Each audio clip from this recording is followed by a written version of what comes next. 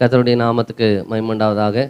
வந்திருக்கிறவங்க யாவரையும் இயேசு கிறிஸ்துவின் நாமத்தினால நான் வாழ்த்தி வரவேற்கிறேன். பக்கத்தில் இருக்கிறவங்கள பார்த்து சொல்லுங்கள், கர்த்தர் உங்களை ஆசீர்வதிப்பார். நீங்கள் ஆசீர்வாதமாக இருப்பீங்க, நல்லா இருப்பீங்க.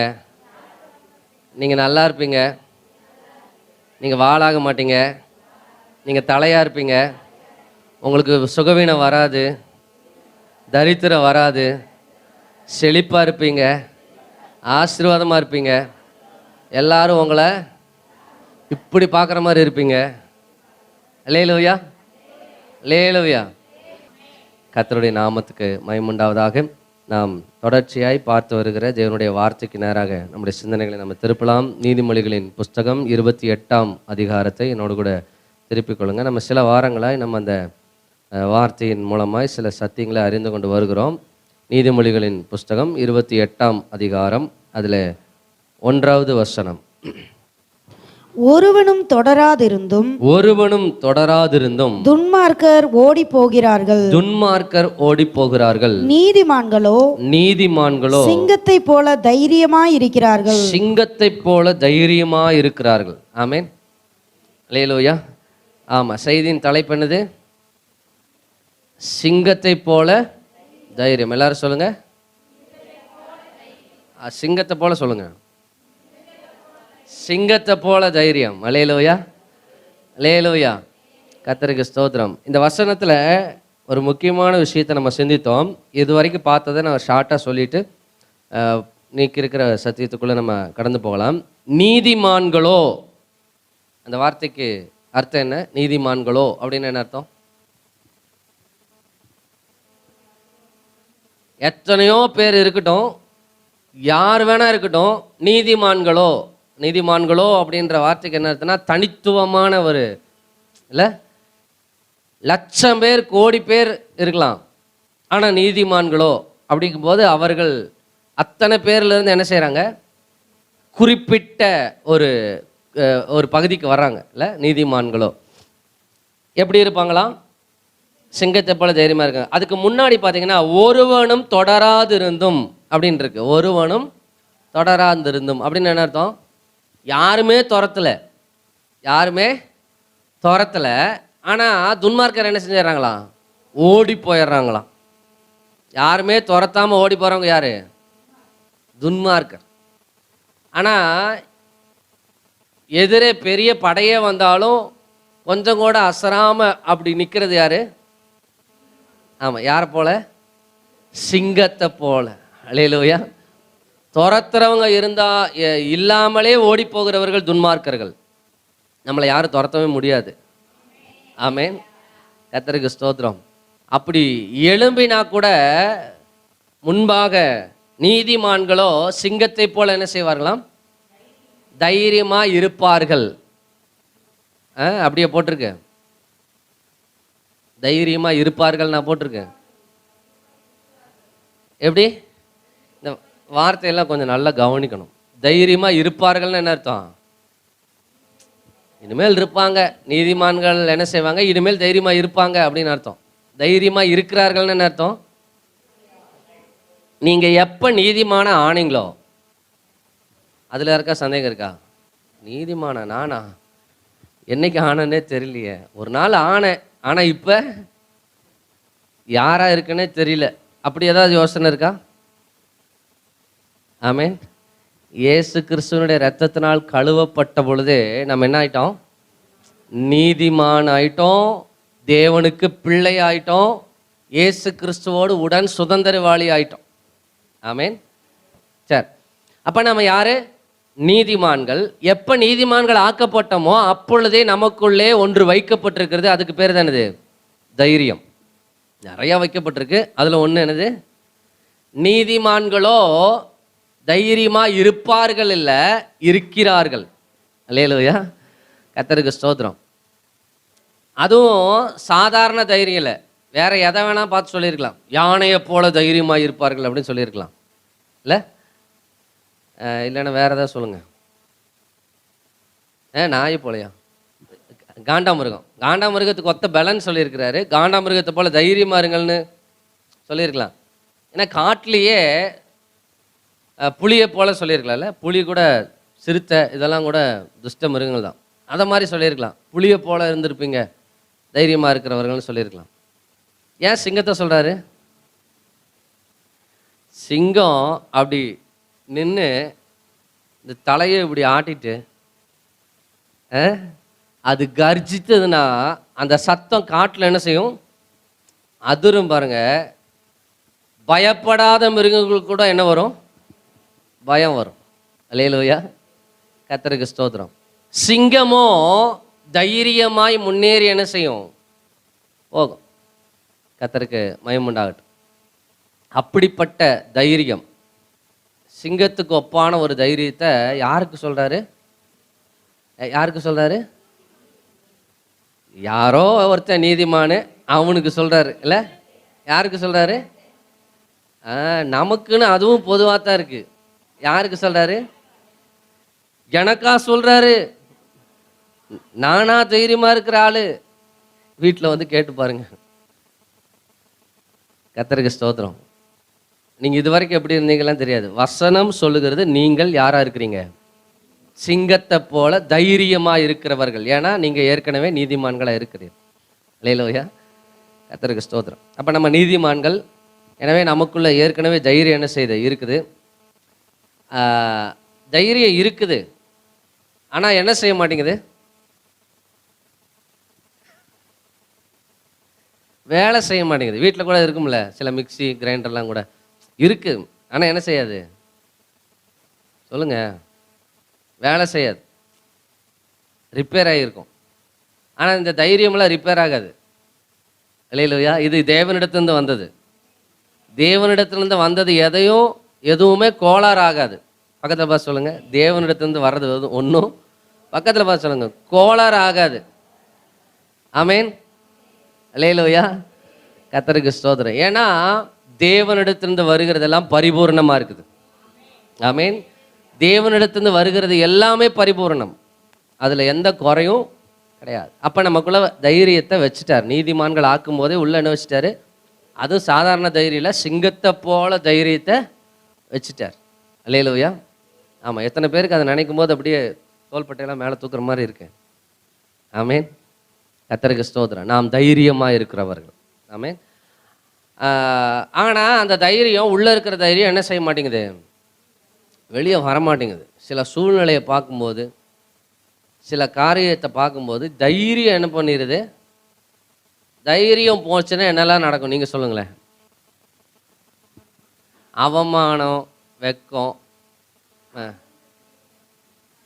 நடுக்கம், பதட்டம், பயம், உரிமை இழந்துருவோம், சோர்வு, சோத்திரம், என்னங்க கண்ணீராக வரும். அப்புறம் முன்னேறி போக முடியாது. பல யோசனைகள்.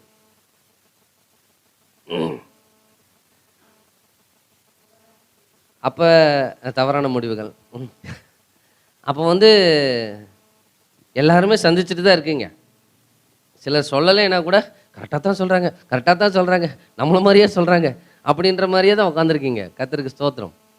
ஆனால் வசனம் சொல்லுகிறது, நாம் சிங்கத்தை போல எப்படி இருக்கிறோமா? தைரியமாக இருக்கிறோம். அல்லேலூயா, அல்லேலூயா. இந்த மனுஷனுடைய, அதுவும் கிறிஸ்தவர்களுடைய ஒரு பிரச்சனை என்னன்னா, யார் யாரோ சொல்கிறதெல்லாம் ஈஸியாக நம்பிடுவாங்க. உதாரணத்துக்கு சாத்தான் சொன்னால் கூட நம்புவாங்க. ஆமாவா இல்லையா? சொல்லுங்களேன். ஆமாம், சரி விடுங்க. டாக்டர் சொல்கிறார், உங்களுக்கு ப்ரெஷர் என்ன ஆயிடுச்சு? அதிகமாகிடுச்சு, சுகர் அதிகமாகிற மாதிரி இருக்கு. இப்போ கிறிஸ்தவர்கள் எதை நம்புகிறாங்க? ஆமாம், 45 வயசு ஆயிடுச்சுல, அப்போ என்ன செய்யும்? எல்லாம் வரத்தானே செய்யும். வசனம் என்ன தெரியுமா சொல்றது? எகிப்தினுக்கு வரப்பண்ணின ஒரு தீங்கையும் நான் உனக்கு வரப்பண்ணேன். அல்லேலூயா. இயேசு கிறிஸ்துவின் தழும்புகளாலே சுக ஆனீர்கள். அவர் கொடுத்த சுகம் பரிபூரணமானது. அல்லேலூயா. ஆமாம். இப்படி வசனம் சொல்றத, தேவன் சொல்றத என்ன செய்ய முடியலன்னா நம்ப முடியல. ஏன்னா தேவன் சொல்லுகிறது எல்லாமே நமக்குள்ளிருந்து எழும்பும். எங்கிருந்து எழும்பும்? நமக்குள்ளிருந்து எழும்பும். ஆனால் மற்றதெல்லாம் வெளியிலிருந்து. இப்போ வந்து டாக்டர் சொல்கிறாருன்னா, தலை சுற்றுற மாதிரியே இருக்கா, வேர்த்துக்கிட்டே இருக்கா, கை வலிக்குதா, என்னது சோத்தர் இந்த அளவுக்கு தெரிஞ்சு வச்சுருக்கீங்க, அப்படியே குத்துற மாதிரி இருக்குதா, அரிக்கிற மாதிரி இருக்குதா, எதையாவது கேட்பாங்க பாருங்க. அது கேட்கும் போதே ஒரே மாதிரி குத்துற மாதிரியே இருக்கும்.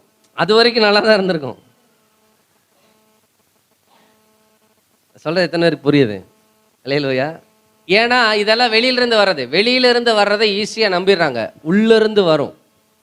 அதனால தான் இயேசு கிறிஸ்து சொல்கிறாரு, வெளியிருந்து உள்ளே போகிறது ஒன்றும் என்ன செய்யாது, தீட்டுப்படுத்தாது. உள்ளிருந்து வர்றது தான் உள்ளத்திலிருந்து. அப்போ தைரியம்ன்றத இயேசு கிறிஸ்து நமக்கு எங்கே வச்சுருக்காருன்னா உள்ளே வச்சுருக்கார். அல்லேலூயா. உள்ளே வச்சுருக்கார். அதை எடுத்து பயன்படுத்த வேண்டியது யார் கரத்தில் இருக்குது? நீதிமான்களாகிய நம்முடைய கரத்தில் இருக்குது. அல்லேலூயா. கர்த்தருக்கு ஸ்தோத்திரம். ஏன் பயன்படுத்த முடியல, ஏன் அந்த தைரியத்தை வந்து செயல்பட மாட்டேங்குது அப்படின்னு பார்த்தா, தைரியம்னு ஒன்று இருக்கான்றதே சரி, ஒன்று இருக்குன்னு தெரிஞ்சால் தானே அதை எடுத்து பயன்படுத்த முடியும், இல்லை? இப்போ நான் சொல்கிறத அப்படியே மனசில் நினச்சிட்டு வாங்க. உங்கள் வீட்டில் பீரோ இருக்குல்ல, பீரோ இருக்கா? ஆமாம். அந்த பீரோக்குள்ளே அங்கே இருக்கிற ஒரு முக்கியமான ஒரு டாக்குமெண்ட் இருக்கட்டும், இல்லைன்னா ஏதோ ஒரு ஜெராக்ஸ் அங்கே இருக்குது. ஆனால் உங்கள் நினைவில் என்ன இருக்குது? இல்லை. அப்போ என்ன செய்வீங்க? ஒரு ஜெராக்ஸ் தேவை, என்ன செய்வீங்க? எடுத்துகிட்டு வந்துடுவீங்க. 10 நாள் கழித்து திருப்பி எதுக்கோ பீரோவை திருப்பும்போது ஏதோ உருட்டும் போது பார்த்தா அது ஏற்கனவே 10 ஜெராக்ஸ் இருக்கும். சரி, இது தெரியாமல் எடுத்துகிட்டு வந்தோம் அப்படி சொல்லுவோம், இல்லை? ஆமாவா இல்லையா? அப்போ ஏன் 2வது ஜெராக்ஸ் எடுத்தீங்க? இல்லைன்றது அறிஞ்சதுனால. ஸோ இன்றைக்கி தைரியமாக ஏன் செயல்பட முடியல? நமக்குள்ளே தைரியம் இருக்குன்றதே நிறையா கிறிஸ்தவர்களுக்கு சரியில்லை. சாத்தானை பற்றி ரொம்ப பெருசாக பேசுவாங்க. அவன் யார்? சிங்கத்தை போல கர்ஜிக்கிறவன். வசனம் சொல்லுது, அவன் சிங்கத்தை போல யாரை விழுங்கலாமோ என்று என்ன செய்கிறான்னா சுற்றி திரிகிறான். சிங்கத்தை போல விழுங்கலாமோ என்று சுற்றி திரிகிறான். யாரை வந்து வீழ்த்தலான்னு சுற்றி திரிகிறான். ஆனால் நம்மளை பற்றி சொல்லுது, சிங்கத்தை போல எதிர்த்து நிற்பாங்க, தைரியமாக இருப்பாங்க, துரத்துறவங்க இல்லாமலே ஓடி போவாங்க துன்மார்க்கரு. ஆனால் நீதிமான்களுக்கு துரத்துறவங்க இருந்தால் கூட அவங்க தைரியமாக என்ன செய்வாங்க? சிங்கத்தை போல நிற்பாங்க. அல்லேலூயா. கர்த்தருக்கு ஸ்தோத்திரம். கர்த்தருடைய நாமத்துக்கு மகிமை.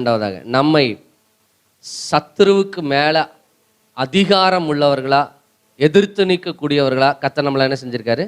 வச்சிருக்கிறார். ஆமென். ஆமாவா இல்லையா? பிசாசுக்கு என்ன செய்யுங்கள்? எதிர்த்து நில்லுங்கள், அவன் உங்களை விட்டு. எதிர்த்து நிற்கிறதுனா என்னங்க? இல்லை அதெல்லாம் விடுங்க. சும்மா சாதாரணமாக எதிர்த்து நிற்கிறன்ற வார்த்தைக்கு அர்த்தம் நீங்கள் ஆவிக்குரிய அர்த்தத்துக்கெலாம் போகாதீங்க. எதிர்த்து நிற்கிறான் பாரு அப்படின்னு சொல்கிறோம்ல. எதிர்த்து நிற்கிறதுனா என்ன அர்த்தம்? எதிர்த்து நிற்கிறவங்களுடைய செயல்பாடு எப்படி இருக்கும்? இங்கேருந்து ஒரு ஃபோர்ஸ் வருதுன்னா அதை என்ன செய்வாங்க? இப்படி நிற்பாங்க. எதிர் நீச்சல்னு சொல்கிறோம். எப்படி? இப்படி ஓடுது தண்ணி, இவங்க என்ன செய்கிறாங்க? எதிரில் போகிறாங்க. அப்போ எதிர்த்து நில்லுங்கள் அப்படின்னா, பிசாசு இப்படி ஓடி வரான்னு வச்சுக்கோங்க, இப்படி நின்னா போதுமா? எதிர்த்து நின்னா போதுமா? எதிர்த்து போராடுங்கள் அப்படின்னு என்ன அர்த்தம்? எதிர்த்து போராடுங்கள் அப்படிங்கிறதுக்கும் எதிர்த்து நில்லுங்கள்ன்றதுக்கும் என்ன இருக்கு? வித்தியாசம் இருக்குது. எதிர்த்து நில்லுங்கள்னு என்ன அர்த்தம்? நிற்கிறது தான், சும்மா நின்னா போதும். பிசாசு துரத்துறான்னு இப்படி ஓடிக்கிட்டு இருக்காம அவனை இப்படி திரும்பி பார்த்து, நான் சிங்கத்தை போல தைரியமாக இருக்கிற ஆள்னு நினச்சி இப்படி எந்திரிச்சு இப்படி நின்னீங்கன்னா போதும். அவன் என்ன செய்வான்? அல்லேலூயா. உங்கள் எல்லையை தாண்டி அந்த பக்கமாக போய் ஓடி போய் நின்று என்ன செய்வான்? அப்புறம் எங்க? கர்த்தருக்கு ஸ்தோத்திரம். நாம் தைரியமாக இருக்கிறவர்கள் என்று வேதம் நமக்கு சொல்லுகிறது. சரி, அப்படி இருக்கிற தைரியத்தை நம்ம எப்படி செயல்படுத்துறது அப்படிங்கிறத நம்ம பார்த்துட்டு வரோம். முதல் வாரம் நீதிமான்களை குறித்து சிந்தித்தோம். அப்புறம் நாம் தைரியமாக இருக்கிறது குறித்து சிந்தித்தோம். போன வாரத்தில் எதனால அந்த தைரியம், நமக்குள் இருக்கிற தைரியம் செயல்படும்? முதல்ல கிறிஸ்துவின் நாமத்தினால். அல்லேலூயா. இயேசு கிறிஸ்துங்கிற நாமத்தின் மேலே அதை குறித்த அறிவு, இயேசு கிறிஸ்துவின் நாமத்தை குறித்த அறிவு. இயேசு கிறிஸ்துங்கிற நாமம்னு என்ன? நாமன்றது என்னது? பெயர். இயேசு கிறிஸ்து என்கிற பெயரின் மேல இருக்கிற வல்லமை, அதிகாரம் என்ன என்கிற அறிவு தைரியமாய் நமக்குள் இருக்கிற தைரியத்தை என்ன செய்ய ஆரம்பிக்கும்? செயல்படுத்தும். இல்லையா? ஆமாவா இல்லையா? ஆமாம். உங்கள் சித்தப்பாவோ உங்கள் மாமாவோ பொள்ளாச்சி கலெக்டர்னு வச்சுக்கோங்க. இப்போ தாலுக்கா ஆஃபீஸுக்கு ஒரு வேலையாக போகிறீங்க. அங்கே உங்களை காக்க வைக்கிறாங்கன்னு வச்சுக்கோங்க. இல்லைன்னா 2 நாள் அலைய விட்றாங்க. அப்படின்னா என்ன செய்வீங்க? அப்படியெல்லாம் எங்கே போய் நம்ம ஆளுங்க 2 நாள் அலைஞ்சிட்டா இருக்க போகிறாங்க இப்படி?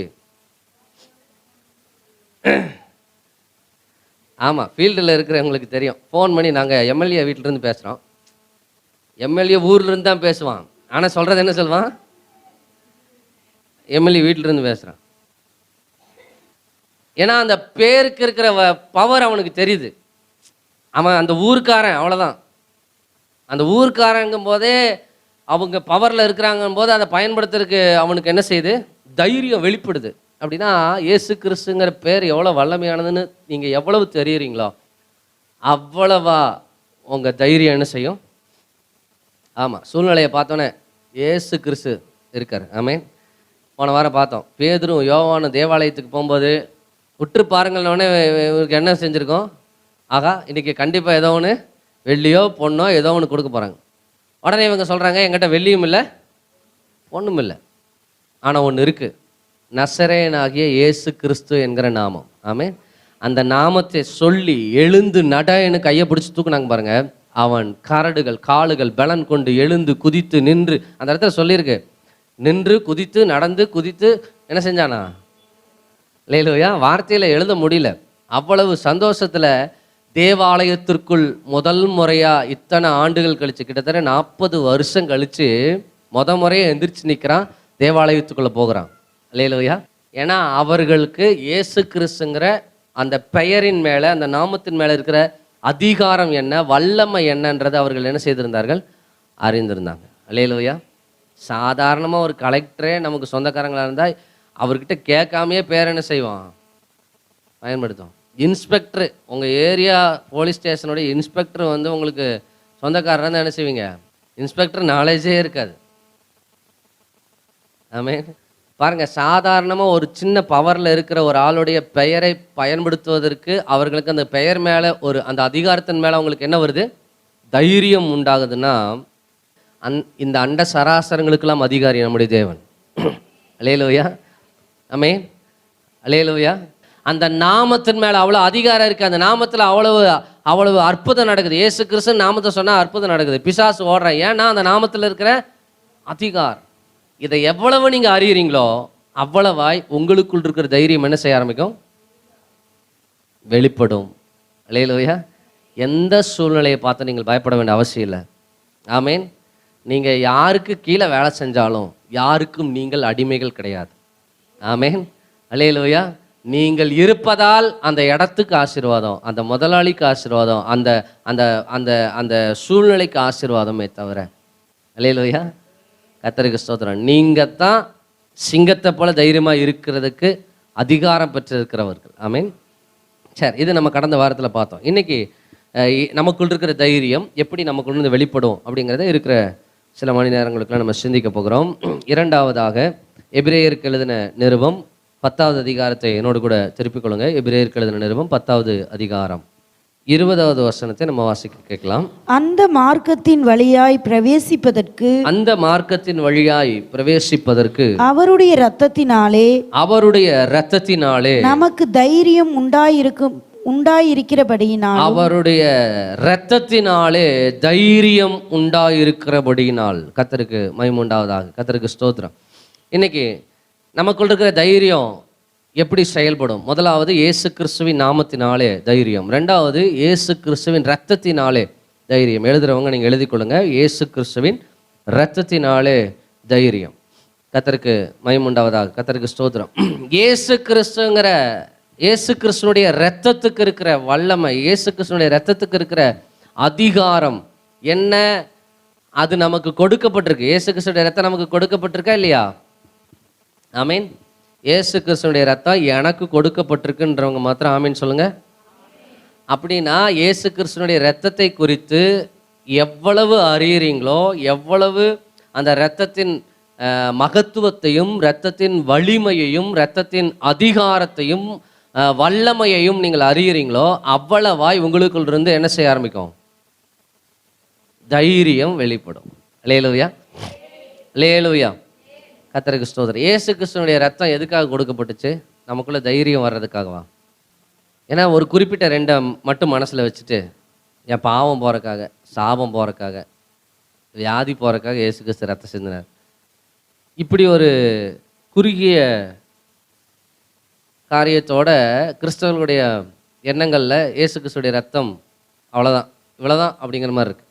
இயேசு கிறிஸ்துடைய ரத்தத்தில் தான் பரிபூரணம் இருக்குது. ஆமேன். இயேசு கிறிஸ்துடைய ரத்தத்தை பற்றி தான் இங்கே சொல்கிறாரு. அவருடைய ரத்தத்தினாலே நமக்கு தைரியம் உண்டாயிருக்கிறது. இயேசு கிறிஸ்து ஏற்படுத்தின புதிய வாழ்க்கை, புதிய ஜீவனுள்ள ஒரு வாழ்க்கைக்கு, அந்த வாழ்க்கையின் வழியாய் நடந்து போவதற்கு இயேசு கிறிஸ்துடைய ரத்தம் தான் நமக்கு என்ன செய்திருக்குது? தைரியத்தை கொடுத்துருக்கு. இப்போ வாழ்க்கையில் தைரியம் வெளிப்படுறதுக்கு முன்னாடி தேவனுக்கும் நமக்கு இருக்கிற உறவில் நம்ம தைரியமாக தேவனுக்கு முன்னாடி போய் நிற்க முடியுதா இல்லையா? முடியுதுன்றவங்க ஆமேன்னு சொல்லுங்க. இல்லை தேவனுக்கு முன்னாடி போகும்போது ஒரு பதட்டம் இருக்குது, ஒரு பயம் இருக்குது, ஒரு நடுக்கம் இருக்குது, அப்படி ஏதாவது இருக்கா? அப்பா முன்னாடி போய் நிற்கிறதுக்கு என்ன வேண்டியதில்லை? ஆமே, அல்லேலூயா, கர்த்தருக்கு ஸ்தோத்திரம். அப்போ இந்த தைரியம் எதனால் வந்துச்சு? இயேசு கிறிஸ்துனுடைய ரத்தத்தினால. இயேசு கிறிஸ்துனுடைய ரத்தத்தினால. பழைய ஏற்பாட்டில் இருக்கிற சில காரியத்தையும் புதிய ஏற்பாட்டில் இருக்கிற சில காரியத்தையும் நான் என்ன செய்ய போகிறேன்னா உங்களுக்கு ஒப்பிட்டு சொல்ல போகிறேன். கர்த்தருக்கு ஸ்தோத்திரம். ஏன்னா நம்ம பழைய உடன்படிக்கையில் வாழலை, எங்கே வாழ்ந்துட்டுருக்கோம்? புதிய உடன்படிக்கையில். அதுக்காக பழைய உடன்படிக்கையை தவறு என்று சொல்ல முடியாது. பழைய உடன்படிக்கைன்றது என்ன ஆயிடுச்சு? பழசாயிருச்சு. இயேசு கிறிஸ்து என்ன பண்ணிட்டாரு? அதை நிறைவேற்றி புதுசாக ஒன்று என்ன செஞ்சுருக்காரு? கொடுத்துருக்கிறார். அப்படி தான் ரோமரில் சொல்லுது. பழையது என்று சொல்வதனாலே இது என்ன ஆயிடுச்சு? முற்றிலும் பழசாயிருச்சு. புதுசு அப்படிங்கும்போது இப்போ ஒன்று புதுசாக என்ன செய்யப்பட்டிருக்கு? கொடுக்கப்பட்டிருக்கு அப்படின்னு சொல்லி. கர்த்தருக்கு ஸ்தோத்திரம். இந்த பழைய உடன்படிக்கையில் யாத்திராகமம் 19ஆம் அதிகாரத்தை எல்லாரும் திருப்பிக்கோங்க. நிறைய வசனங்களை நம்ம அதில் வாசிக்க போகிறோம். சில காரியத்தை நான் உங்களோடு கூட ஸ்தோத்திரம். இயேசு கிறிஸ்துடைய இரத்தத்தினுடைய மகத்துவத்தை அறியறதுக்கு இங்கிருந்து போனால் தான் அதை சரியாக நம்ம புரிஞ்சுக்க முடியும். கர்த்தருக்கு ஸ்தோத்திரம். யாத்திராகமம் 19ஆவது அதிகாரம் அதில் 11ஆவது வசனத்திலிருந்து வாசிக்க ஆரம்பிங்க. 3ஆம் நாளைக்கு எல்லாரும் நீங்க எடுத்துக்கோங்க. பழைய ஏற்பாட்டில் 94ஆவது பக்கம் வாசிங்க. 3ஆம் நாளைக்கு ஆயத்தப்பட்டிருக்க கடவர்கள். ஆயத்தப்பட்டிருக்க கடவர்கள். 3ஆம் நாளில் கர்த்தர் சகல ஜனங்களுக்கும் பிரத்யட்சமாக சீனாய் மலையின் மேல் இறங்கி வருவார். பிரத்யட்சமாக சீனாய் மலையின் மேலே இறங்குவார். ஜனங்களுக்கு சுற்றிலும் நீ ஒரு எல்லையை குறித்து அவர்கள் மலையில் ஏறாதபடிக்கும் அதன் அடிவாரத்தை தொடாதபடிக்கும் அந்த மலையினுடைய அடிவாரத்தை தொடாதபடிக்கும் எச்சரிக்கையாய் இருங்கள் என்று அவருக்கு சொல். மலையை தொடுகிறவன் எவனும் நிச்சயமாகவே கொல்லப்படுவான். ஒரு கையும் அதை தொடலாகாது. அந்த மலையை தொடலாகாது. தொட்டால் நிச்சயமாக கல்லெறியுண்டு அல்லது ஊடுருவ அதாவது அம்புகளினாலே எய்யுண்டு சாக வேண்டும். மிருகமானாலும் சரி மனிதனானாலும் சரி உயிரோடே வைக்கப்படலாகாது. எக்காலம் நெடுதுணியாய் தொனிக்கையில் அவர்கள் மலையின் அடிவாரத்தில் வரக்கடவர்கள் என்றார். கவனிங்க, இந்த வசனத்துல சீனாய் மலையில மோசே போயிருக்கிறார். மோசே அங்க தேவனை முகமுகமா சந்திக்கும்படி அங்க போயிருக்கிறார். போயிட்டு மோசே கிட்ட கர்த்தர் சொல்றார், நான் ஜனங்களோடு என்ன செய்ய வேண்டும்? பேசணும். நீ கீழே இறங்கிப்போ, நான் இந்த மலையின் மேலே என்ன செய்வேன்? இறங்கி வருவேன். நான் அப்படி இறங்கி வரும்போது இந்த மலையை ஒருத்தரும் என்ன செய்யக்கூடாது? நீ ஒரு எல்லையை குறித்து அந்த எல்லையை தாண்டி வரக்கூடாதுன்னு என்ன செய்ய அவங்களுக்கு சொல்லு. அதை தாண்டி ஒருவேளை யாராவது வந்தாங்கன்னா, மலையை தொட்டாங்கன்னா, தொடுற ஆள் என்ன செய்வாங்க? கொல்லப்பட வேண்டும். அது மிருகமானாலும் சரி, எக்கால சத்தம் ஊதும். ஊதப்படும் போது நெடு சத்தமாக அது என்ன செய்யப்படும்? ஊதப்படும். அப்படி ஊதப்படும் போது நான் அங்கே என்ன செய்வேன்? இறங்குவேன். நான் இறங்கி இருக்கிறப்ப யாரும் அந்த மலையை என்ன செய்யக்கூடாது? தொடக்கூடாது. எப்படி இருந்துச்சு பாருங்க பழைய உடன்படிக்கை. இல்லையா? தேவன் இறங்கி வருகிற இடம் அப்படிங்கிறத தான் நம்ம புதிய உடன்படிக்கையில் என்ன பயன்படுத்துறோம்னா, தேவ பிரசன்னம். இன்னைக்கு ஆராதனை எப்படி இருந்துச்சு? பிரசன்னமா இருந்துச்சு. அப்படின்னு என்ன அர்த்தம்? அந்த பிரசன்னமா இருந்துச்சுன்னா என்ன அர்த்தம்னா, தேவன் இறங்கி இருக்கிறார்ன்றத நம்ம உணர்ந்தேன்றத அர்த்தம். இல்லையா? தேவன் இங்கே சபையில எழுந்தருளினார் அப்படிங்கிறத நான் என்ன செஞ்சேன்? உணர்ந்தேன். அப்படிங்கிறதுக்கான அடையாளம் தான் என்ன சொல்றோம் நம்ம? பிரசன்னம். ஆமேன். இப்ப நம்ம சாகிறது இல்லை. இல்லையா? இப்ப நம்ம ஆனா பழைய உடன்படிக்கையில அந்த மலையை தொட்டவர்கள் என்ன செய்வார்கள்? 3 நாள் டைம் கொடுக்குறாரு. 3 நாளும் அவர்கள் தங்களை சுத்திகரித்துக் கொள்ள வேண்டும். தங்களுடைய வஸ்திரங்களை, தங்களுடைய வீட்டை, தன்னுடைய எல்லைகளை எல்லாம் என்ன செய்யணும்? சுத்திகரிக்கணும். அப்படி சுத்தப்படுத்திட்டு 3ஆவது நாள் வந்து மலைக்கு முன்னாடி எல்லாம் நிற்கணும். நிற்கும் போது தேவன் அங்கே எக்காலத்தை ஓதும் போது அங்கே இறங்கி வர்றார். அப்போ யாரும் போய் அந்த மலையை என்ன செஞ்சிடக்கூடாது? ஒட்டக்கூடாது. அது ஒருவேளை இவங்களை மீறி ஒரு மிருகம் போயிட்டா கூட அந்த மிருகமும் என்ன செய்யப்பட வேண்டும்? கொல்லப்பட வேண்டும்.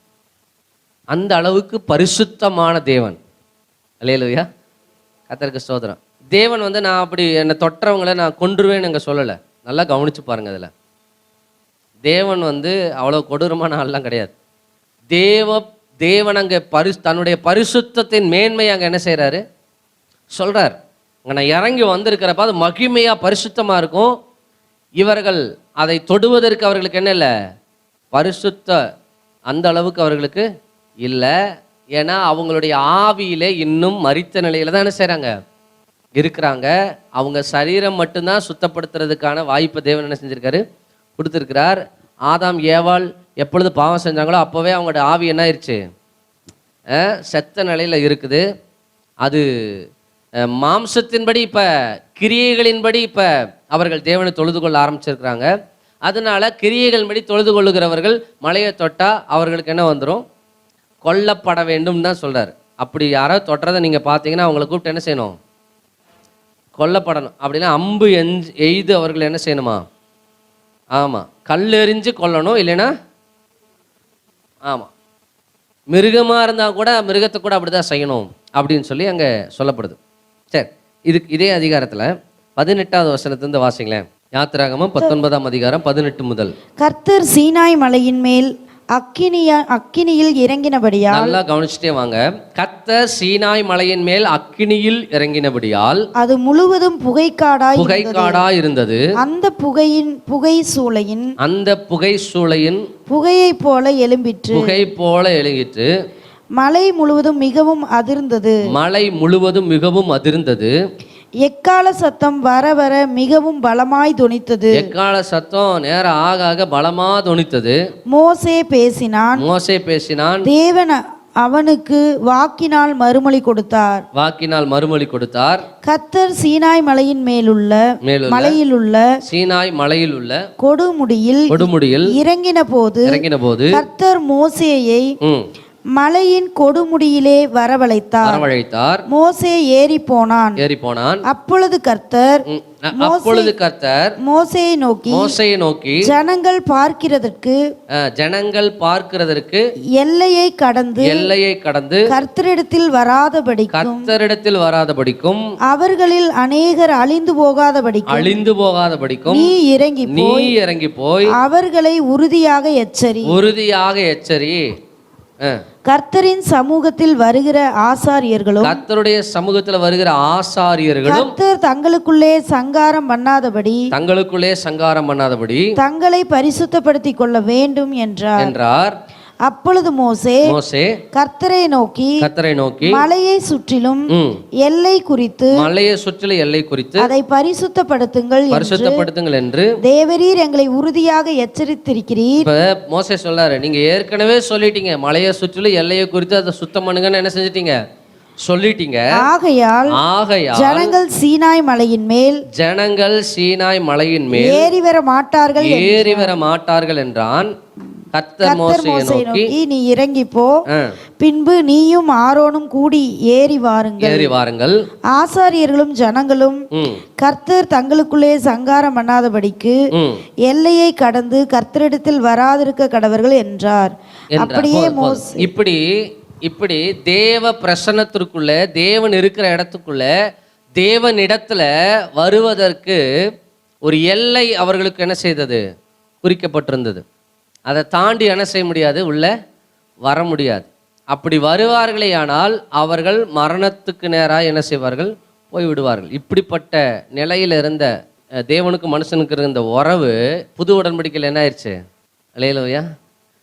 எங்கெங்கேயோ போயலாம், எங்கெங்கேயோ உட்காந்தலாம், வீட்டில் உட்காந்தலாம் என்ன செய்ய முடியாது, பழைய உடன்படிக்கையில் தேவனை தொழுது கொள்ள முடியாது. ஆசரிப்பு கூடாரத்தில் அல்லது தேவனுடைய ஆலயத்தில் எருசலேமில் தூப பீடத்தில் தூபம் எழும்பும் போது உள்ளே ஆசாரியன் போய் பலி மிருகத்தின் இரத்தத்தை கொண்டு போய் என்ன செய்வான், தெளிப்பான். அப்படி தெளிக்கும் போது மேலே தூப பீடத்தில் தூபம் எழும்பும். அப்போ அந்த மேலே இருந்து, ஆலயத்துக்கு மேலே இருந்து அந்த புகை எழும்புகிறத பார்க்கிற ஜனங்கள் ஆலயத்துக்கு முன்பாக முகம் குப்புற விழுந்து என்ன செய்வார்கள், வேண்டிக் கொள்வார்கள். அப்படி ஜெபிக்கும் போது தான் அந்த ஜெபம் வேண்டுதலாம் என்ன செய்யும், தூபத்தோடு போகும் அப்படின்னு சொல்லப்பட்டிருக்கு. அல்லேலூயா. ஆனால் இன்றைக்கி என்ன செய்கிறோம், உட்கார்ந்துருக்கும் போது ஜெபிக்கிறோம், நடந்திருக்கும் போது ஜெபிக்கிறோம், போகும்போது துதிக்கிறோம். அல்லேலூயா. கர்த்தரை எங்கும் தொழுது கொள்கிற காலம் வரும் அப்படின்னு இயேசு கிறிஸ்து சொல்லிட்டு, அது இப்பொழுது என்ன செய்திருக்கிறது, வந்திருக்கிறது அப்படின்னு சொல்லி புதிய உடன்படிக்கையில் இவ்வளவு டிஸ்டன்ஸ் இருந்ததை அவர் என்ன செஞ்சிட்டாரு, ரொம்ப பக்கத்தில் கொண்டு வந்திருக்கார். அல்லேலூயா. கர்த்தருக்கு ஸ்தோத்திரம். இதுக்கு பின்னாடி 27ஆம் அதிகாரம் எடுங்க, யாத்திராகமம் 27ஆம் அதிகாரம். இதில் இந்த இரத்தத்தை குறித்து நம்ம பார்க்க போகிறோம். 27ஆம் அதிகாரத்தில்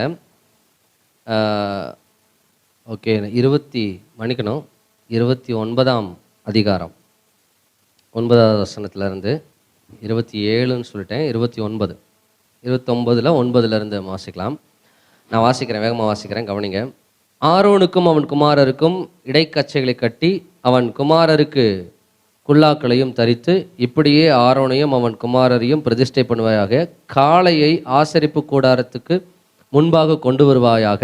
அப்பொழுது ஆரோனும் அவன் குமாரரும் தங்கள் கைகளை காளையினுடைய தலையின் மேல் வைக்க கடவர்கள். பின்பு நீ அந்த காளையை ஆசரிப்பு கூடாரத்து வாசலண்டையிலே கர்த்தருடைய சன்னதியில் அடித்து அதன் இரத்தத்தை கொஞ்சம் எடுத்து உன் விரலினால் பலிபீடத்தின் கொம்புகளின் மேல் இட்டு மற்ற இரத்தம் முழுவதையும் பலிபீடத்தின் அடியிலே ஊற்றி குடல்களை மூடிய கொழுப்பு யாவையையும் கல்லீரலின் மேலுள்ள சவ்வையும் 2 குண்டிக்காய்களையும் அவைகளின் மேலுள்ள கொழுப்பையும் எடுத்து பலிபீடத்தின் மேல் தகித்து போட்டு காளையின் மாம்சத்தையும் அதன் தோலையும் அதன் சாணியையும் பாளையத்துக்கு புறம்பே அக்னியால் சுட்டெரிக்க கடவாய். இது பாவ நிவாரண பலி. பின்பு அந்த ஆட்டுக்கடாக்களில் ஒன்றை கொண்டு வந்து நிறுத்துவாயாக. அதனுடைய தலையின் மேல் ஆரோனும் அவன் குமாரரும் தங்கள் கைகளை வைக்க கடவர்கள்.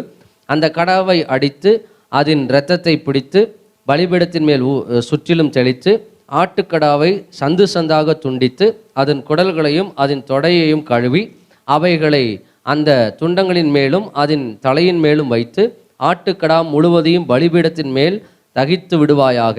இது கர்த்தருக்கு செலுத்தும் சர்வாங்க தகன பலி.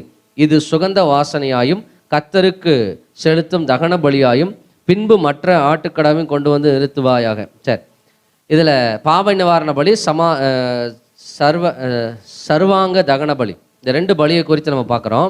இந்த 2 பலியும் எப்படி செலுத்தணுங்கிற முறைமையை இங்கே சொல்லப்பட்டிருக்குது.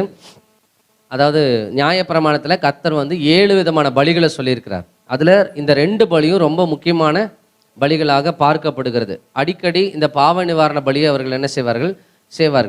இப்போ நான் ஏற்கனவே சொன்ன மாதிரி அந்த பலிகளை செலுத்தி பலிபீடத்தில் வந்து சுற்றிலும் ரத்தத்தை ஊற்றிட்டு கொஞ்சம் ரத்தத்தை மட்டும் எடுத்துட்டு இந்த ஆரோன் அல்லது ஆசாரியன், பிரதான ஆசாரியன் என்ன செய்யணும்னா, இந்த மகா பரிசுத்த ஸ்தலத்துக்குள்ள இவர் என்ன செய்யணும்னா இந்த ரத்தத்தை கொண்டுட்டு என்ன செய்யணும், போகணும். அவர் போகும்போது இடுப்பில் என்ன செஞ்சுருப்பாங்க, ஆமாம் சங்கிலி கட்டியிருப்பாங்க.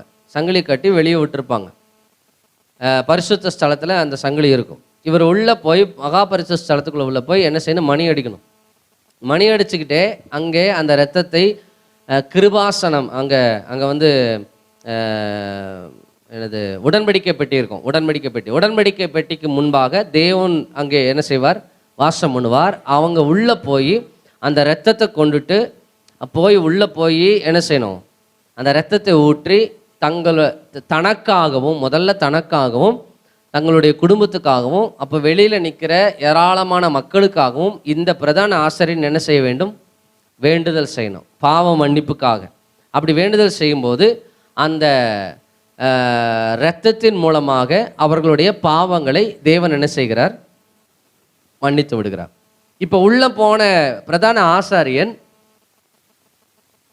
முழுமையாய் பரிசுத்தமாக்கப்பட்ட நிலையில் போகாமல் அவர் குறையோடு பரிசுத்த குறைச்சலோடு உள்ளே போயிருந்தா அவர் உள்ளே போன மாத்திரத்தில் என்ன ஆயிடுவார், இறந்துருவார். அவர் இறந்துட்டாரேன்னு சொல்லி வெளியில் 3 ஆசாரியர்கள் இருப்பாங்க. உள்ளே போகிறது பிரதான ஆசாரியன். பரிசுத்த ஸ்தலத்தில் 3 ஆசாரியர்கள் இருப்பாங்க. யார்? அந்த மேஜையை அப்பத்தை மாற்றுறதுக்கு பழைய அப்பத்தை எடுத்துட்டு புது அப்பத்தை வைக்கிறதுக்கு ஒரு ஆசாரியன் இருப்பார். அப்புறம் குத்து விளக்கு இருக்கும் இல்லையா, 7 குத்து விளக்கு. அந்த குத்து விளக்கில் இருக்கிற எண்ணெயை, பழைய எண்ணெயை எடுத்துட்டு புதிய எண்ணெயை ஊற்றி அதை அங்கே ஒருத்தர் இருப்பார். அப்புறம் மகா பரிசுத்த ஸ்தலத்துக்கு முன்னாடி தூப பீடம் இருக்கும். அந்த தூப பீடத்தில் தூபம் போடுறதுக்கு அவர் உள்ளே போய் வேண்டுதல் செய்த உடனே இங்கே என்ன செய்யணும், அவர் தூபம் போடணும். இந்த இந்த பரிசுத்த ஸ்தலத்துக்குள்ள 3 ஆசாரியர்கள் இருப்பாங்க. வெளிப்பிரகாரத்தில் தான் ஜனங்கள் எல்லாரும் என்ன செய்திருக்க வேண்டும், காத்திருக்க வேண்டும். இப்போ இந்த 3 பேரும் அந்த மணி அடிக்கிற சத்தம் கேட்கறது நின்று போச்சுன்னா அவர் ஒருவேளை பாத்திரத்தை என்ன செய்வார், மாற்றி வச்சு ஏதாவது பண்ணிகிட்டு இருப்பார். அப்போ கொஞ்சம் நேரம் வெயிட் பண்ணுவாங்க. அந்த மணி அடிக்கிற சத்தம் கொஞ்சம் நேரம் கேட்கவே இல்லை, 1 மணி நேரம் வரைக்கும் கேட்கலைன்னா ஆள் என்ன ஆகிட்டார், உள்ள தேவ பிரசன்னத்தில் நிற்க முடியாமல் அவர் எங்கே என்ன செய்து விட்டார், மறித்து விட்டார். உடனே இவங்க ஐயோ பிரதான ஆசாரியர் உள்ளே போயிட்டு மறிச்சிட்டாரேன்னு சொல்லி இவங்க 3 பேர் உள்ளே ஓடினாங்கன்னு வச்சுக்கோங்க, 3 பேரும் செத்து போயிடுவாங்க. அதனால அவங்க பாடியை வெளியே இழுக்கிறதுக்கு இங்கே சங்கிலி இருக்கும் வெளியில். அந்த சங்கிலியை பிடிச்சி என்ன செய்யணும், இழுக்கணும். சரியா? பைபிள் எழுதப்பட்டிருக்கு. இதெல்லாம் நீங்கள் முன்னாடி இதே அதிகாரத்தில் முன்னாடி வாசிச்சு பாருங்கள். இதெல்லாம் சொல்லுவார். இதெல்லாம் நடந்து உள்ளே போய் அந்த இரத்தத்தை சரியாக அவர் தேவனுடைய அண்டையில் ஊற்றி விட்டு மன்னிப்பு கேட்கும் பொழுது தான் ஒரு மனுஷனுடைய பாவம் என்ன செய்யப்படும், மன்னிக்கப்படும். அப்பொழுது தான் அவர்கள் தைரியமாய் வீட்டுக்கு என்ன செய்வார்கள், எழுந்து போவார்கள். தூபம் பீடம் மேலே தூபம் வரல, உள்ளே போனவர் செத்து போயிட்டாருன்னா அடுத்த ஆள் மாறணும். அப்படின்னா இன்னும் பல மணி நேரம் என்ன செய்யும் ஆகும். ஒருத்தர் உள்ளே செத்து போயிட்டாரு, வெளியே இழுத்து அவரை போட்டதுக்கப்புறம் இன்னொரு பிரதான ஆசாரியன் தைரியமாக உள்ளே போவார்னு நினைக்கிறீங்க? இன்னும் 2 காளைகளை பலி செலுத்தி இல்லை, இவ்வளவு கடினமாக இருந்த தேவனுக்கு மனுஷனுக்குமான உறவு இயேசு கிறிஸ்து ரத்தம் சிந்தினதுனாலே எவ்வளவு எளிதாக மாற்றப்பட்டிருக்குது. அல்லேலூயா. மறுபடியும் போய் தூபம் காட்டணும். தூபம் காட்டினா தான் வெளியில் பலி செலுத்திட்டு பலியை கொடுத்துட்டு மிருகத்தில் பலி செலுத்தி கொடுத்துட்டு மக்கள் வெயிட் பண்ணிகிட்டே இருப்பாங்க, முழங்கால் படிக்கிட்டு இருப்பாங்க, நின்று கொண்டிருப்பாங்க. தூபம் ஏற்றப்படும் போது அவர்கள் முகம் குப்புற விழுந்து வேண்டுதல் செய்யணும், இந்த ஜெபம் செய்யணும், அந்த ஜெபம் செய்யணும், வெயிட் பண்ணிட்டு இருப்பாங்க. ஏன்னா பாவம் மன்னிக்கப்பட்டு விட்டது. பாவம் மன்னிக்கப்பட்ட உடனே இவர்கள் தூபம் போடுவாங்க. தூபத்தை பார்த்த உடனே இவர்கள் ஜெபிப்பாங்க. அல்லேலூயா. ஆமாம், இதை தான் ஆர்சி சபையெல்லாம் பார்த்தீங்கன்னா அவங்க தூபம் போட்டே இருப்பாங்க. இதெல்லாம் பழைய ஏற்பாட்டில் இருந்த முறைமைகள். புதிய ஏற்பாட்டில் அது அவசியம் இல்லாதது இல்லையா? பழைய ஏற்பாட்டில் அது சடங்கா, அது தேவன் வந்து ஒரு புதிய ஏற்பாட்டினுடைய நிழல் தான். என்னது பழைய ஏற்பாடு, புதிய ஏற்பாடு தான் நிஜம். இயேசு கிறிஸ்துக்குள்ளே எல்லாம் பரிபூர்ணமாக்கப்பட்டு விட்டது. ஆமென். அல்லேலூயா. கர்த்தருக்கு ஸ்தோத்திரம். இப்படி ஒரு மிகப்பெரிய ஒரு பிளவு தேவ சமூகத்துக்கு போகிறதுக்கு ஜனங்களுக்கு இருந்த தைரியம் இல்லாத ஒரு தன்மை, தைரியம் இல்லாத ஒரு சூழ்நிலையை இயேசு கிறிஸ்துவுக்குள்ள இரத்தத்தினாலே மீட்கப்பட்ட ஒவ்வொருவருக்கும் தேவன் என்ன செய்திருக்காருன்னா தைரியத்தை கொடுத்திருக்கிறார். அல்லேலூயா, கர்த்தருக்கு ஸ்தோத்திரம். இப்போ நம்ம தேவ சமூகத்துக்கு வர்றோம், தேவனை ஆராதிக்கிறோம், தேவன் இறங்கி வருகிறார், தேவ பிரசன்னம் இறங்கி வருது. அல்லேலூயா, தைரியமாக வந்து சிங்கத்தை போல தைரியமாக இருக்கிறோன்றதுல முதல் அடையாளம் தான். தேவ சமூகத்துக்கு வரும்போது நம்ம தைரியமாக வர்றோம். அல்லேலூயா, கர்த்தருக்கு ஸ்தோத்திரம். இவ்வளோ பெரிதான மீட்புங்க, இவ்வளோ பெரிதான ஒரு ரட்சிப்பை இயேசு கிறிஸ்து இலவசமாக கொடுத்துருக்கிறார். பழைய உடன்படிக்கையில் நம்ம வாழாமல் புது உடன்படிக்கையில் வாழ்கிறது ரொம்ப ஆசீர்வாதம். அல்லேலூயா, அல்லேலூயா, கர்த்தருக்கு ஸ்தோத்திரம். ஆமேன். அதுவும் இந்த சத்தியத்தை அறியும்படி கர்த்தரை இன்னைக்கு உட்கார வச்சிருக்கார் பாருங்க, அது இன்னும் மேலான சந்தோஷம். ஆமேன், கர்த்தருக்கு ஸ்தோத்திரம். பாருங்க, ஜனங்கள் தூரத்தில் இருக்கணும். பழைய உடன்படிக்கையின் வழியோடு ஒப்பிடும்போது இயேசு கிறிஸ்துவனுடைய இந்த புதிய வழி, புதிய உடன்படிக்கை ஒரு புதிய ஜீவனுள்ள ஒரு வழியாக என்ன செஞ்சிருக்குது, நமக்கு கொடுக்கப்பட்டிருக்கு. அதுக்கு 2 வசனத்தை நம்ம புதிய ஏற்பாட்டில் வாசித்து கர்த்தருக்கு ஸ்தோத்திரம் நான் முடிக்க விரும்புகிறேன். நம்ம எல்லாம் திருப்பிக்கலாம். எபிரேயர் எழுதின நிருபம் வேகமாக, எபிரேயர் எழுதின நிருபம் 12ஆம் அதிகாரம் 18வது வசனத்திலிருந்து 24ஆம் வசனம் வரைக்கும் வாசிக்கலாம். எபிரேயர் 12ஆம் அதிகாரம் 18 முதல் 24 வரை. அன்றியும் தொடக்கூடியதும் அக்கினி பற்றி எரிகிறதுமான மலையினிடத்திற்கும் மந்தாரம் இருள் பெருங்காற்று ஆகிய இவைகளினிடத்திற்கும் எக்கால முழக்கத்தினிடத்திற்கும், நம்ம யாத்திராமத்தில் வாசித்தோம் இல்லையா, அதை தான் இங்க சொல்றாங்க. எக்கால முழக்கத்தினிடத்திற்கும் வார்த்தைகளுடைய சத்தத்தினிடத்திற்கும் நீங்கள் வந்து சேரவில்லை. ஏன்னா அவ்வளவு பயம், அவரிடமாய் வந்து வர முடியாது. அப்படி மலையினிடத்துல அந்த சத்தத்தினிடத்துல பக்கத்துல நெருங்கினால் மரணம் ஏற்படும் என்கிற பயத்தோடு இருந்தார்கள். அந்த சத்தத்தை கேட்டவர்கள் பின்னும் தங்களுக்கு வார்த்தை சொல்லப்படாதபடிக்கு வேண்டிக் கொண்டார்கள். இப்படி திரும்ப எங்களுக்கு வார்த்தையே வேண்டாம், திரும்பி வந்து எங்களோட தேவன் நேரடியாக என்ன செய்ய வேண்டாம், பேச வேண்டாம், மோசேயே நீங்களே கேட்டு வந்து சொல்லுங்க, நாங்கள் என்ன செய்கிறோம், கேட்டுக்கொள்கிறோம். இதை எங்களால் பார்க்கவோ இதை நாங்கள் முன்னாடி நின்று இதை பார்க்கவோ எங்களுக்கு முடியல அப்படின்னு சொல்றாங்க. ஏனெனில் ஒரு மிருகமாகிலும் மலையை தொட்டால் அது கல்லெறியுண்டு அல்லது அம்பினால் எய்யுண்டு சாக வேண்டும் என்று சொல்லப்பட்ட கட்டளையை சகிக்க மாட்டாதிருந்தார்கள். அல்லேலூயா, கர்த்தருக்கு ஸ்தோத்திரம். அந்த இடத்துல நம்ம இல்லாம போனதுக்கு ஸ்தோத்திரம். மோசேயும் நான் மிகவும் பயந்து நடுங்குகிறேன் என்று சொல்லத்தக்கதாக அந்த காட்சி அவ்வளவு பயங்கரமாய் இருந்தது. பவுல் அதை அப்படியே சிந்தனையில நினைச்சு சொல்றாரு. அந்த காட்சி எப்படி இருக்குதாம்? ஆமா, நீங்களே சொல்லுங்க. அதான் நினைவில் நினைக்கும் போது எப்படி இருக்கு? பயங்கரமா இருக்கு. அவ்வளவு பயங்கரமான காட்சியா இருந்தது. நீங்களோ, நல்லா கவனிங்க இந்த வார்த்தையை இன்னொரு முறை எல்லாரும் சேர்ந்து சொல்லுங்க. எல்லாரும் சேர்ந்து சொல்லுங்க. நீங்களோ அப்படின்னு என்ன அர்த்தம்? அவங்களோ இப்படி இருந்தாங்க, ஆனா நம்மளோ நானோ நீங்களோ சீயோன் மலையினிடத்திற்கும் ஜீவனுள்ள தேவனுடைய நகரமாகிய பரம எருசலேமினிடத்திற்கும் 1000-10,000 தேவதூதர்களிடத்திற்கும் பரலோகத்தில் பேர் எழுதியிருக்கிற முதற் பேரானவர்களின் சர்வ சங்கமாகிய சபையினிடத்திற்கும் யாவருக்கும் நியாயாதிபதியாகிய தேவனிடத்திற்கும் பூரணமாக்கப்பட்ட நீதிமான்களுடைய ஆவிகளினிடத்திற்கும் புது உடன்படிக்கையின் மத்தியஸ்தராகிய இயேசுவினிடத்திற்கும் ஆபேலினுடைய இரத்தம் தேவனிடத்துல பேசினதை விட நன்மையானவைகளை பேசுகிற இரத்தமாகிய தெளிக்கப்படும் இரத்தத்திற்கும் வந்து சேர்ந்தீர்கள். அல்லேலூயா, கர்த்தருக்கு ஸ்தோத்திரம். சும்மா இயேசு கிறிஸ்துனுடைய ரத்தத்தினால நம்ம கழுவப்பட்டுட்டோம்னு சொல்லி சிம்பிளாக என்ன செஞ்சிட முடியாது, முடிச்சிட முடியாது. எவ்வளோ விஷயம் இதில் இருக்குது. இதில் ஒவ்வொன்றுக்குமே பின்னாடி ஒரு சத்தியம் இருக்குது. அதெல்லாம் இப்போ டீட்டெயிலாக நமக்கு பார்க்குறதுக்கு என்ன இல்லை, டைம் இல்லை. பார்த்தா நல்லா தான் இருக்கும். ஆமேன். அப்படின்னா நான் ஒரு 3 மாதம் உங்களுக்கு ஞாயிற்றுக்கிழமை என்ன செய்யணும், இதை பிரசங்கிக்கணும். அவ்வளோ விஷயம் இருக்குது. இதை உங்களுடைய தியானத்துக்கு நான் விடுறேன். அல்லேலூயா. நீங்களோ அப்படின்னு இருக்குல்ல, அங்கேருந்து ஆரம்பித்து எவ்வளோ ஆசீர்வாதம் தெரியுங்களா. சியோன் மலையின் இடத்துல தொடக்கூட முடியாத இடத்துக்கு நம்ம என்ன செஞ்சுருக்கோம். அல்லேலூயா. சியோன் மலை எங்கேயோ இருக்குது, ஆனால் நம்ம இங்கேருந்து ஆராதிக்கும் போது சியோன் மலையில் இறங்கின அதே பிரசன்னம் இங்கே இறங்கி வருது. அதே அல்லேலூயா. அப்போ யாராலையும் போய் பக்கத்தில் நிற்க முடியல, தொட முடியல. இங்கே நம்ம அதனால என்ன செய்கிறோம், களி கூறுகிறோம், சந்தோஷம் அடைகிறோம், மகிழ்ச்சி அடைகிறோம், விடுதலை அடைகிறோம். அல்லேலூயா. ஆனந்தம் அடைகிறோம். உலகத்தை மறந்து எங்கேயோ போயிட்டு வர்றோம். அல்லேலூயா. கர்த்தருக்கு ஸ்தோத்திரம். எவ்வளோ பெரிதான ஆசீர்வாதம் இயேசு கிறிஸ்துவனுடைய இரத்தத்தின் மூலமாய் நமக்கு கிடைத்திருக்குது. ஆமேன். கர்த்தருக்கு ஸ்தோத்திரம். இவ்வளோ விஷயம் 22ஆம் வசனத்துலேருந்து 24ஆம் வசனம் வரைக்கும் நிறைய சொல்லிட்டு வர்றாரு.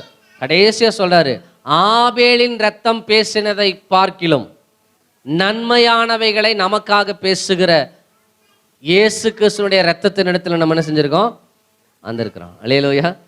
கர்த்தருக்கு ஸ்தோத்திரம். நம்ம சுத்தமில்லாதவர்களாய், குறையுள்ளவர்களாய், நீதியற்றவர்களாய் இயேசு கிறிஸ்துவினிடத்துல வரும்போதெல்லாம், தேவ பிரசன்னத்துக்குள்ள வரும்போதெல்லாம் நம்மை நீதியாக்குவதற்கும், நம்மை தேவனுடைய நீதியாக்குவதற்கும், நம்மை பரிசுத்தப்படுத்துவதற்கும் அவருடைய இரத்தம் ஆயத்தமாக இருக்கிறது மாத்திரமல்லாமல், அந்த இரத்தம் மகா பரிசுத்த ஸ்தலமாகிய தேவ சமூகத்தில் அமர்ந்து நமக்காக எப்பொழுதும் வேண்டுதல் செய்து கொண்டே இருக்கிறது. அல்லேலூயா. அல்லேலூயா. இயேசு கிறிஸ்துவனுடைய இரத்தத்தின் மூலமா பிதாவினுடைய அண்டையில் போவதற்கு நமக்கு என்ன கிடைச்சிருக்குது, தைரியம் உண்டாயிருக்குது. ஆமேன். தைரியம் மட்டும் இல்லைங்க, இயேசு கிறிஸ்துவனுடைய இரத்தத்தினால நமக்கு ஏராளமான ஆசீர்வாதம் கிடைச்சிருக்கு. ஆமேன். கலாத்தியருக்கு எழுதின நிருபத்தில் 3ஆம் அதிகாரத்திலிருந்து ஒரு சில வசனத்தை நான் வாசிக்க விரும்புகிறேன். எடுத்துக்கொள்ளுங்க. கலாத்தியருக்கு எழுதின நிருபம் 3ஆம் அதிகாரம், அதில் 9வது வசனத்திலிருந்து வாசிக்கலாம். அந்தபடி விசுவாச மார்க்கத்தார் விசுவாசமுள்ள ஆபிரகாமுடனே ஆசீர்வதிக்கப்படுகிறார்கள். நியாயப்பிரமாணத்தின் கிரியைக்காரராகிய, கவனிச்சுட்டு வாங்க, நியாயப்பிரமாணத்தின் கிரியைக்காரராகிய யாவரும் சாபத்திற்குட்பட்டு இருக்கிறார்கள். சாபத்துக்குட்பட்டு இருக்கிறார்கள். நியாயப்பிரமாண புஸ்தகத்தில் எழுதப்பட்டவைகளை எல்லாம், நியாயப்பிரமாண புஸ்தகத்தில் எழுதப்பட்டவைகளை எல்லாம் செய்யத்தக்கதாக அவைகளில் நிலைத்திராதவன் எவனோ அவன் சபிக்கப்பட்டவன் என்று எழுதியிருக்கிறது. நியாயப்பிரமாணத்தினாலே ஒருவனும் தேவனிடத்தில் நீதிமான் ஆகிறது. அவர்கள் பலி செலுத்தி ரத்தத்தை கொண்டு போய் கொடுத்து அது பண்ணி இதை பண்ணி பண்ணினாலும் அவர்கள் பரிபூர்ணமான ஒரு நீதிமானாக அவர்கள் என்ன செய்யப்படவில்லை, மாற்றப்படவில்லை. தேவனிடத்தில் அவர்கள் நீதிமான்களாக என்ன செய்யவில்லை, ஆகவில்லை. யாரு? நியாயப்பிரமாணத்தில் வாழ்ந்தவர்கள். வாசிங்க. நீதிமான்கள் ஆகிறதில்லை என்று வெளியரங்கமாய் இருக்கிறது. ஏனெனில் விசுவாசத்தினால் நீதிமான் பிழைப்பான் என்று எழுதியிருக்கிறது.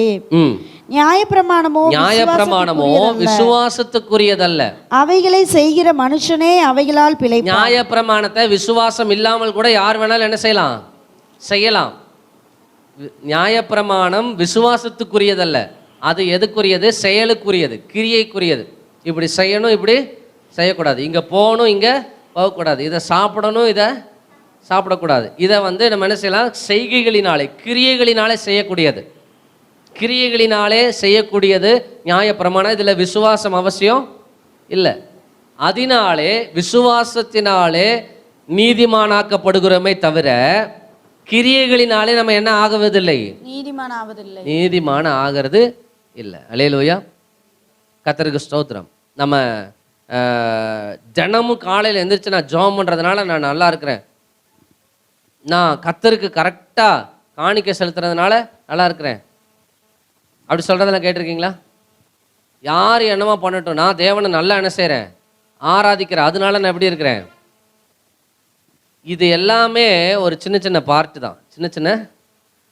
ஆமாம், தேவனிடத்தில் தினமும் ஜெபிப்பதும் தேவனிடத்துல தேவனை ஆராதிப்பதும், தேவனுக்கு கொடுப்பதும், தேவனுக்காக செயல்படுவதும் எல்லாமே இயேசு கிறிஸ்து இரத்தத்தினாலே நமக்கு கொடுத்திருக்கிற மீட்பின் அடையாளமாக நாம் அவருக்கு செலுத்துகிறது.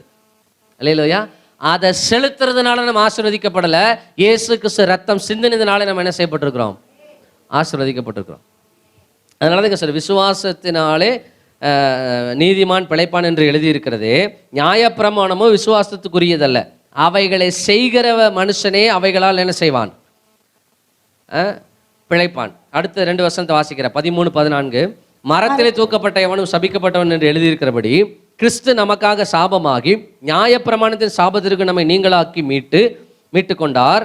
ஆபிரகாமுக்கு உண்டான ஆசீர்வாதம் கிறிஸ்து இயேசுவினால் புறஜாதிகளுக்கு வரும்படியாகவும் ஆவியை குறித்து சொல்லப்பட்ட வாக்குத்தத்தத்தை நாம் விசுவாசத்தினாலே பெரும்படியாகவும் இப்படி ஆயிற்று. அல்லேலூயா. கர்த்தருக்கு ஸ்தோத்திரம். நம்மெல்லாம் இயேசு கிறிஸ்துவை விசுவாசிக்கிறவர்கள். ஆமென். அதனால நம்ம இப்போ ஆபிரகாமின் ஆசீர்வாதத்துக்கு யாராக இருக்கிறோம்? சொந்தக்காரர்கள்.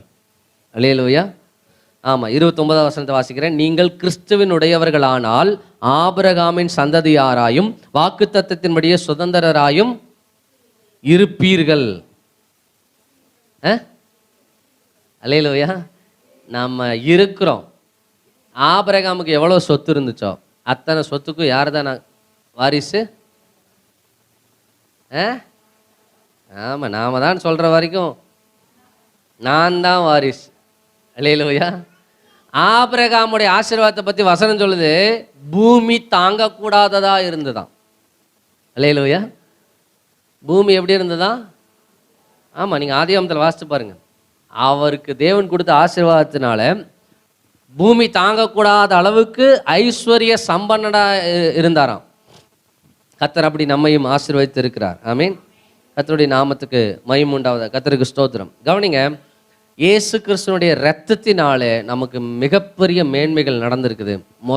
முதல்ல நடந்தது என்னன்னா, தேவ சமூகத்துக்கு போகிறதுக்கு இருந்த தைரியமற்ற நிலைமை மாறி தேவ சமூகத்துக்கு போகிறதுக்கு என்ன உண்டாயிருக்குது? தைரியம் உண்டாயிருக்கு. அல்லேலூயா. அல்லேலூயா. தேவ சமூகத்துக்கு இருக்கிற தைரியம் இருக்கு பாருங்க, அந்த தைரியம் இந்த உலகத்தில் எதையும் செய்யக்கூடிய தைரியத்தை நமக்கு என்ன செய்யும்? ஆமே. எத்தனை பேர் விசுவாசிக்கிறீங்க? தேவ சமூகத்துக்கு ஒருத்தன் தைரியமாக வந்தானா அந்த மனுஷன் இந்த உலகத்தில் எதையும் தைரியமாக சந்திக்கக்கூடிய பலனை தேவ சமூகத்தில் அவன் பெற்றுக்கொள்ளுகிறான். ஆமாம். அல்லேலூயா. இயேசு கிறிஸ்துடைய ரத்தத்துக்குள்ளே தைரியம்னு சொல்லிட்டு என்னென்னமோ பாஸ்டர் பேசிகிட்டு இருக்காருன்னு யோசிக்காதீங்க. இன்னும் செய்தி முடியல. இதனுடைய தொடர்ச்சி அடுத்த வாரம் நான் சொல்கிறேன். பழைய உடன்படிக்கையில் ரத்தம் சிந்துதல், ரத்தம் தெளிக்கப்படுதல். புதிய ஏற்பாட்டில், புதிய உடன்படிக்கையில் ரத்தம் சிந்துதல், ரத்தம் தெளிக்கப்படுதல். இது ரெண்டுக்கும் நடுவில் இருக்கிற